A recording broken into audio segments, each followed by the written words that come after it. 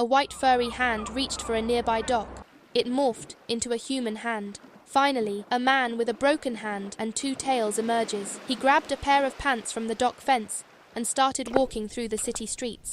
His hair was white, and yet he was young. His eyes were as white as pearls. He reached Charminar, where crows circled ominously overhead, a reminder that he was being hunted. He looked up into the darkness of the monument as the red eyes of betas and the fierce yellow eyes of alphas stared back at him. A young alpha leaped from the top, excited, to finally take him down. He transformed into a werewolf in midair, landing on the ground. Witnessing this, he clenched his hand. He knew that dangly arm would only hinder him. With a swift motion, he hurled the hand with all his might, piercing the alpha's chest, snuffing out his life as swiftly as it had begun. The other alphas understood the grim reality. Either they would all kill him, or he would eliminate them one by one. An old man stepped forward. "We poisoned your powers, yet you still managed to kill 20 of my betas and many more from other packs. It seems we underestimated the power of two tails."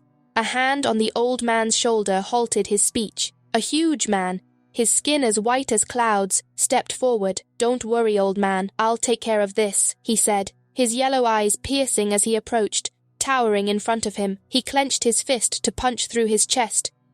But as excessive blood loss sapped his strength, he couldn't land a hit. In a swift motion, his other hand was lost. He leaned over and whispered, "You're not living up to the legend, Arthur." Hearing this, he gathered strength from every fiber of his body and unleashed a powerful kick, leaving his opponent with a broken tooth, shattered jaw, ripped cheek, and utter shock on his face. Before he could realize what had just happened, Arthur climbed onto his chest, loading his broken arm with a sharp bone, and stabbed it into his eye. That blow knocked him down to his feet, rendering him unconscious. Seeing this, the old man transformed into a werewolf. He charged toward Arthur, grabbing him by the neck and slamming him into the ground. Arthur seized the opportunity, pushing the sharp bone deeper into the old werewolf's hand. This caused the old alpha to scream in agony. The old alpha picked him up, the bone still lodged in, and slammed Arthur into the ground with such force that it cracked. The violent impact caused the old alpha to be wrenched free from Arthur. He then commanded the last of his betas to kill Arthur. The betas jumped from the monument. As they attacked Arthur, the old alpha howled, declaring his victory and asserting that the power of Arthur belonged to him. But then, a sudden and eerie silence fell over the battlefield. Turning back to Arthur, the old alpha's eyes widened in shock. His betas lay motionless on the ground, their bodies like broken dolls. Amidst was a man dressed in black, holding Arthur in his hands. His presence paralyzes everyone. Before his death, Arthur spoke his last words, "Take back what belongs to you." Then the man raises his hand and punches a hole in Arthur. This caused panic among his foes. He picks up Arthur on his shoulder and the heart in his other hand and starts walking towards the forest. But before, he says, "Make an example out of him." Old Alpha sigh of relief, thinking he avoided unavoidable loss. But then a bell sounded. He raised his head and saw a figure in black and face covered with veil. A paper doll's right hand was torn, and Alpha's hand was cut without him noticing it. When he saw his arm, it was already on the ground. His pupils dilated as fear of death caught him. He ran to hide, panicking. He has a million thoughts on his mind. His hand is shaking with fear of death, and as he asks for support from his allies, no one is there. "Cowards!" he shouts. He bites his arm to calm his nerves down, and starts to think, "How did I lose my arm? Why am I so afraid?" Then he remembers what Arthur told him once a long time ago. If fear of death is in your eyes, and feel like you won't survive, that is how witches thrive. She is a witch. He got an idea. He exposed his tail, and she ripped the tail of a doll, and he lost his tail. So she could attack only what she could see. Old Alpha uses his unique ability. A hand emerges out of his back, and 2 more werewolves form from him. He commands one of his copies to dig and hide, and others charge towards the witch. They maintained a distance from one another. The witch was not able to kill both of them, and their gamble worked. She chose one and ripped the head of the doll, killing the Alpha clown instantly. But Old Alpha was already above her head. His claws tore through her veil with a ferocious swipe. She lost her eye, which was stuck on his claw. The veil fell to the floor, revealing her face for the first time. The old Alpha, fixated on the eye, consumed it. A torrent of overwhelming information flooded his mind. He saw how she crafted the lethal dolls, and how it worked. Who was the man that took Arthur? The truth was devastating and enlightening. Meanwhile, the witch staggered to her feet, an unknown insignia clutched tightly in her hand. She wiped the plasma from her injured eye onto the insignia and dropped it on the ground. It spread outwards, seeping into the ground, and with a rumbling growl, a massive hand made of earth erupted from the soil, a colossal Earth Golem, towering and formidable, and its immense size dwarfed the Alpha. The witch, now protected by a barrier of earth, watched as the golem lifted its enormous arms and brought them crashing down on the old Alpha. The ground beneath him shattered, and he fell to his knees, straining to hold off the crushing force, leaving him exhausted. As the old Alpha struggled, the golem wound up for another blow. It launched a sucker punch that sent the Alpha hurtling through the air. He tumbled like a ragdoll. As he began to plummet back to the ground, the golem was poised for a final devastating strike. The golem's massive hands clapped together. The Alpha was crushed between the gigantic fists, crushing his internal organs. As his broken body slammed into the earth, his life hanging by a thread, suddenly from the depths of his chest cavity, a hand burst forth, clutching his heart. His clone's head emerged from his real body. He cleaned his fur, then crushed the heart in his hand, and it regenerated within the clone's body, transforming it into the original. 2 additional arms burst from his back, amplifying his strength and ferocity. The colossal golem raised its massive hand to strike, but the old Alpha intercepted. Combining his hands into a powerful fist, he swung with all his might. The golem, undeterred, retaliated with a punch of its own. Their fists collided with immense force, causing the golem's arm to shatter and crumble like brittle stone. Amidst the chaos, the old Alpha noticed a fragment of the insignia embedded in the golem's shoulder, the heart of the beast. As the golem's jaw creaked open, revealing a fiery glow within, it lunged to pin him down. The Alpha caught its head, halting its advance, but the golem's other hand clamped onto him, restraining him tightly. Realizing his only chance was to destroy the insignia, he began to pound near the shoulder, each strike searing his skin as fire burst from the golem's mouth. Despite the burning pain, he continued to punch relentlessly until he finally cracked the chest open, exposing the insignia. With a final, decisive blow, he shattered it. The golem exploded in a thunderous eruption, debris raining down around them.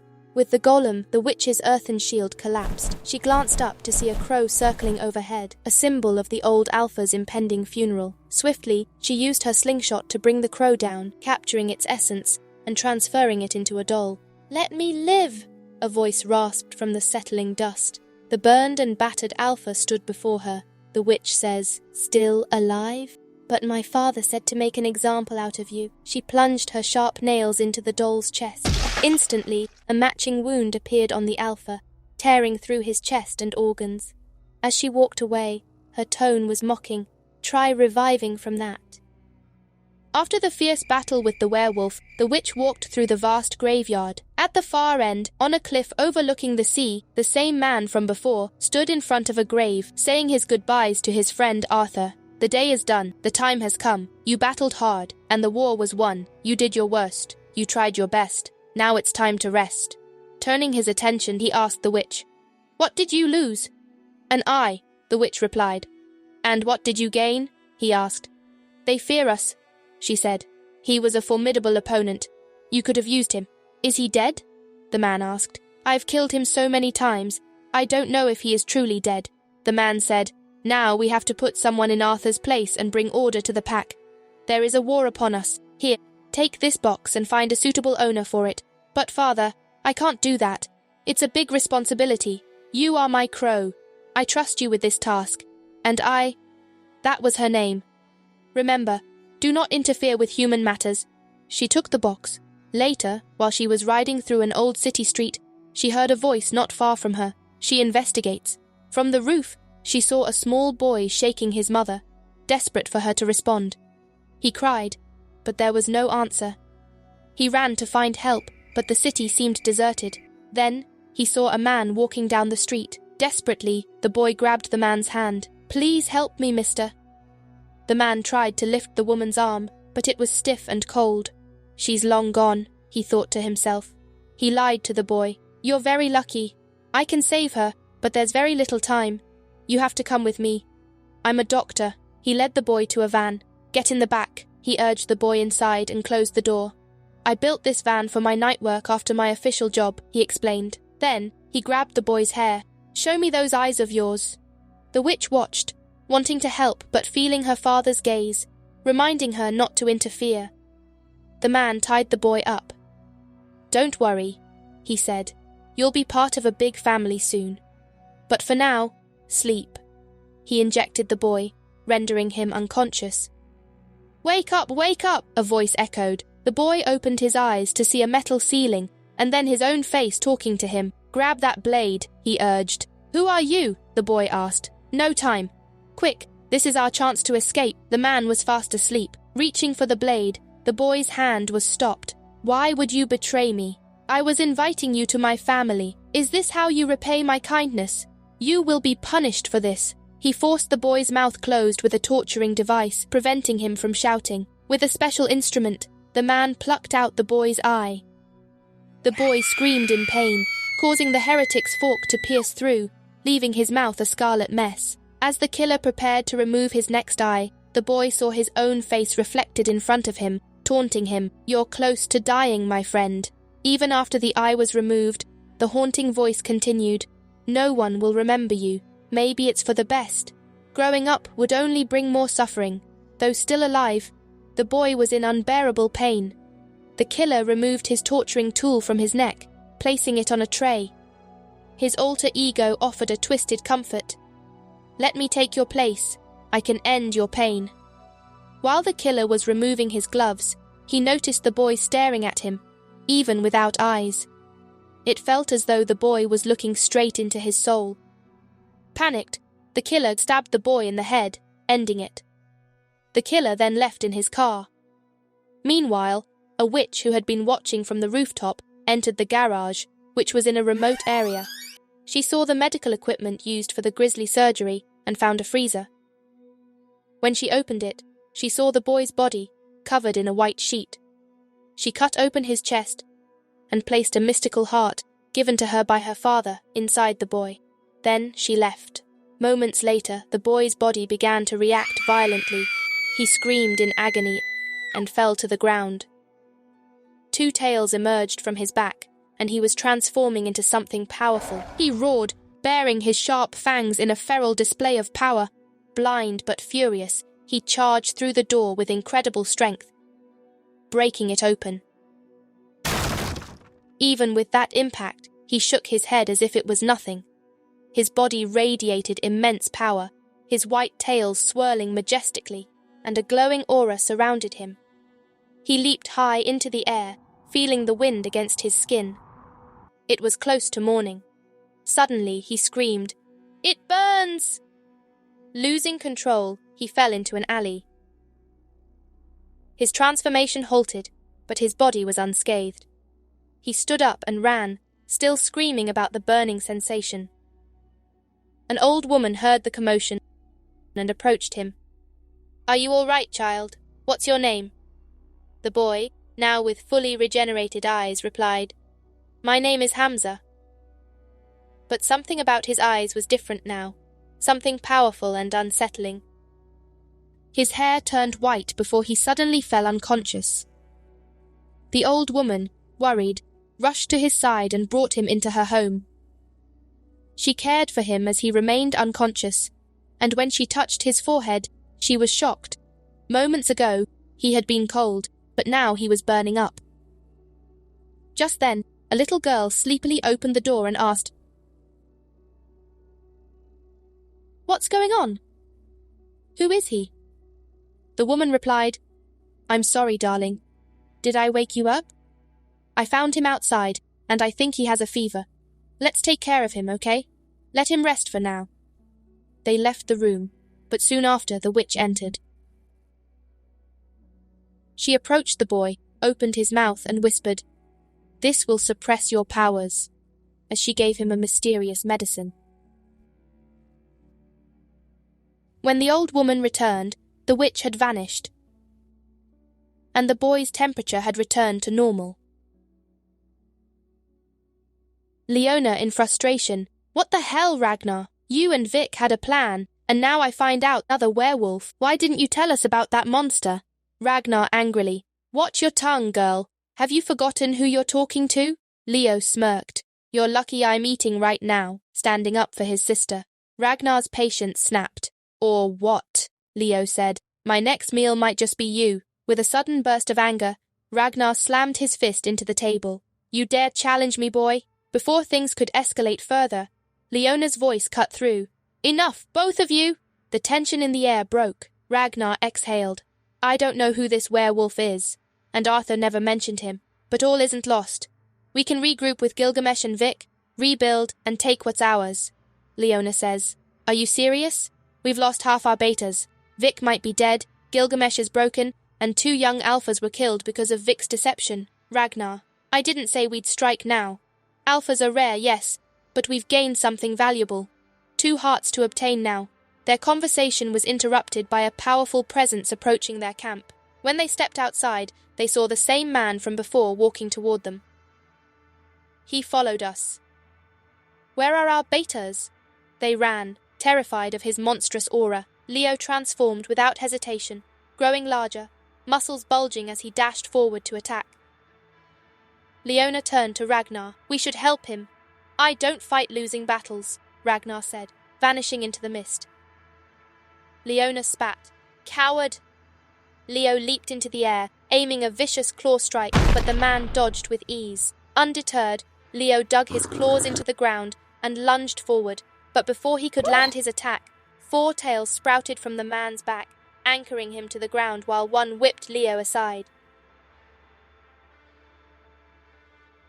Leona gasped. He has 4 tails? The man smirked. You almost got me. But for entertain me, I'll give you my name. It's Damos. Now, show me what you've got. Furious, Leo heated his hands and lunged again, slashing upwards. He dodged. The tree behind him caught fire. Leo, enraged, punched the ground, causing it to heat up. His shoes melted into the scorched earth. You've melted my shoes, Damos said, amused. Fine, I'll give you this one. A massive fire skull from the ground, engulfing Damos in flames. The explosion sent embers everywhere. That idiot's going to burn the whole forest down. As the smoke cleared, Damos emerged, unharmed but his clothes singed. Damos snickered. That felt like a warm bath. Enraged, Leo formed a fireball in his mouth and hurled it toward Damos. This time the flames connected. Damos healed instantly. You actually scratched me. Before Leo could react, Damos vanished, reappearing in front of him and knocking him unconscious with a single blow. You're too inexperienced to fight without a pack, Damos said, tossing Leo toward Leona. It's your turn, Damos said. Leona's eyes narrowed as she transformed her hands into smoke, covering the battlefield. Seizing the opportunity, she grabbed Leo and fled. Damos watched with amusement. Smart one, he muttered. Fire and smoke. Quite the pair. As rain began to fall, extinguishing the flames, Damos picked up Leo's discarded coat. What a fascinating bunch, he said, draping it over his shoulder as he walked away. The killer steps out of his car, carrying a jar that contains a pair of eyes. He walks to his front door, letting himself inside. Once in his home office, he stands before a bookshelf, pressing a hidden button that slides open a false wall, revealing a secret room. Inside, he places the jar carefully on a display rack beside many others, an eerie collection of preserved eyes, each suspended in its own jar. His attention is caught by a monitor showing a security feed. Noticing his young daughter awake and descending the stairs. A moment later, she opens the office door, stepping in to see him standing in the dark. The hidden wall has already slid back into place, concealing his secret room. Dad, you're home late, she says, looking up at him. Ariana, why aren't you asleep? Where's your babysitter? Did she leave already? Ariana gives him a small smile. I pretended to be asleep, so she left. He sighs. And since when did you start wearing glasses? She asked. They help with my headaches. All right, let's get you to bed, he says, guiding her back to her room. So did you behave today? Yes, she said. Tell me a story, Dad, she asks once she's under the covers. He smiles, tucking her in. Okay, which one do you want to hear? The story of the giant tree. He settles in beside her and begins. Long ago there was a massive tree called Earth Golem, towering higher than mountains. Its roots stretched across the land, holding the world together. Magical creatures surrounded it, each one more incredible than the last. Dragons with huge serpent-like bodies, their wings large enough to block out the sun. Warriors tried to tame them, but none succeeded. And the fairies. They weren't like the ones in bedtime stories. These fairies were fierce protectors of the tree. With their dark, piercing eyes, they could put humans into an endless sleep with just one look. They didn't guard the tree out of loyalty, though. They were bound to it, unable to live outside its shadow. There were two powerful kingdoms, one high in the mountains near the tree and another along the coast. Both kings sought the tree's power, and they raised armies to seize it. Their battle at Heaven's Peak lasted for 100 years. In the end, there was only a scarlet pool left, and soldiers drowned in it. Ariana yawns, her eyes fluttering shut as she mumbles, What happened next, Dad? That's the story for another night, Ariana. Sleep now. He turns off the lights, leaving her room. The next morning, Ariana heads off to school, and her father soon leaves for work. As a doctor, he is well respected by his patients and colleagues, known for his dedication to their care. In his mind, he reassures himself that every patient will receive the best care he can provide. No one would suspect the other side of his life, hidden in plain sight behind his calm smile and gentle manner. He finishes his shift with steady focus, waiting for the relief doctor to arrive. When a nurse finally announces that the day shift is over, he feels a thrill of anticipation. He sits in his car, glancing in the rearview mirror, a hint of a smile on his face.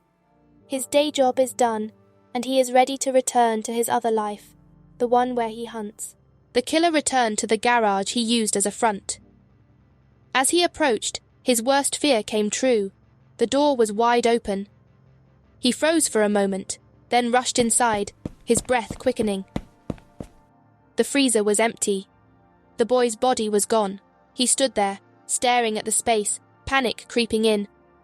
I'm finished, he thought, sinking into a nearby chair and trying to figure out his next move. Who could have found this place? Suddenly, a thought hit him. Ariana. The urgency of protecting his daughter snapped him into action. He grabbed everything, tools, leftover supplies, even the freezer, and stuffed them into his van. He couldn't afford to leave a trace. By the time he finished, the garage was a hollow shell, devoid of evidence, just as it needed to be.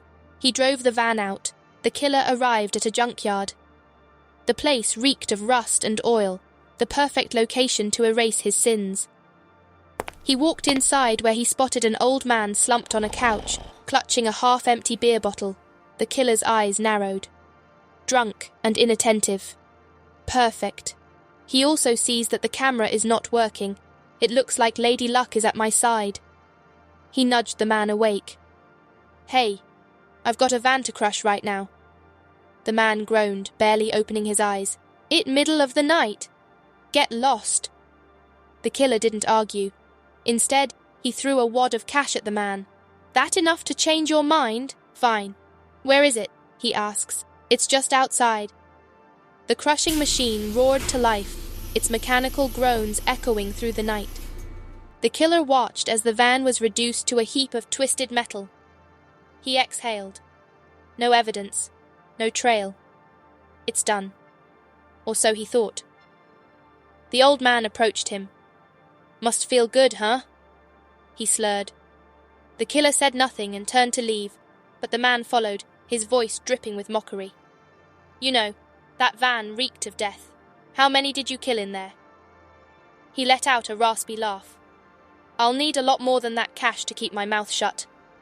The killer's expression darkened. He turned to face the drunk, confident in his leverage. Before the man could react, the killer grabbed him by the face, his grip iron tight, and whispered, "You shouldn't have said that." With a violent shove, he sent the man careening into a stack of cars. The impact cracked his skull, and the top car shifted, teetered, and then came crashing down with a sickening thud. The killer stood there for a moment, his breathing steady. He glanced down at the crumpled body. Loose ends tie themselves up.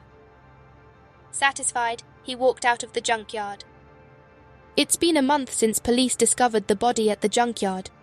Investigators still have no leads on whether this was an accident or foul play.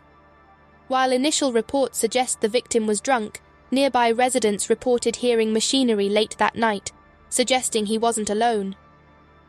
"Are you even listening?" the nurse asked sharply, standing by his side. He turned his head toward her, ready to offer a dismissive response, but the sight of her froze him in place. Her eyes were gone. Empty sockets stared back at him. A chill ran down his spine, his face pale with fear. "Are you okay?" she asked. "You look like you've seen a ghost." Her eyes were back, normal, concerned. "I'm fine," he said. "Just tired. I'll leave early today." She nodded. "I'll call for a replacement doctor." Dark clouds churned in the sky, and rain began to pour as he drove. A month. A whole month without killing. It's starting to get to me. I can't let her take over. At a red light, he noticed a woman standing on the corner, waiting to cross. As she stepped onto the street, she glanced at him, again with no eyes. He turned his head away as she walked away.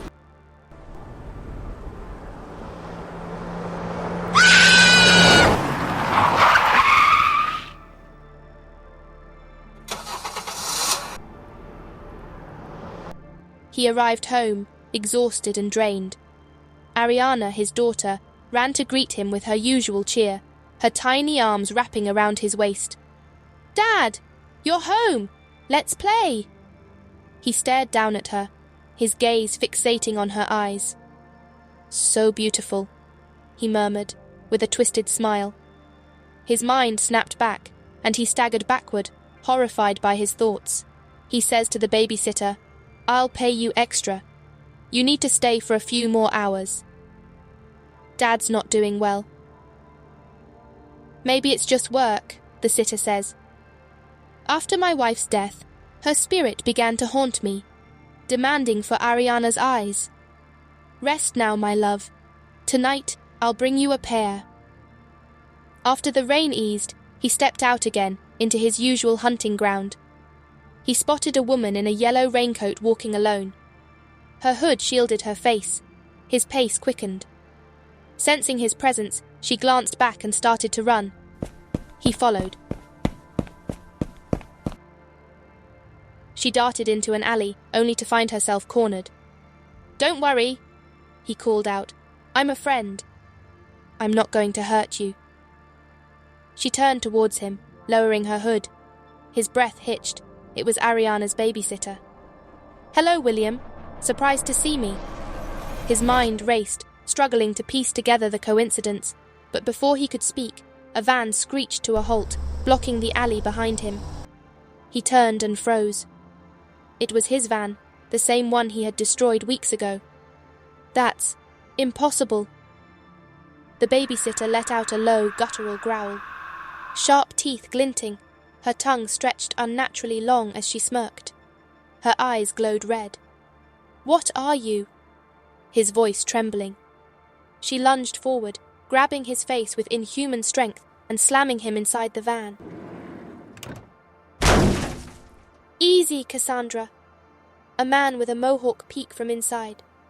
"We need him alive," he says. "Let's take him to the master."